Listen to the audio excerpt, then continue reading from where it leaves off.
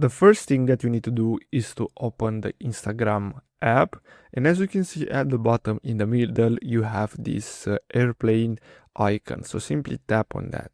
Now from here you're gonna see your primary chats, your primary DMs, but as you can see we have three different options. So we have primary, then we have requests, and then basically this is more for private accounts. So here basically you'll see your request. So maybe someone sent you a message, and in case you can find it in primary, you mostly will find it here. You can also tap on hidden requests in case Instagram filters them out as spam. Then you have general.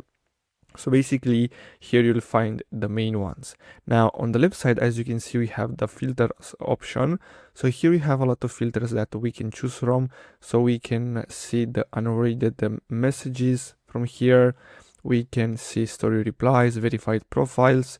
We can see messages from accounts with over 10,000 followers, and we have more options from here. As you can see, now this is for business accounts. So if you have a creator account or a personal account, I don't know if you have these options, but in case you have a business account, you'll see all the filters here.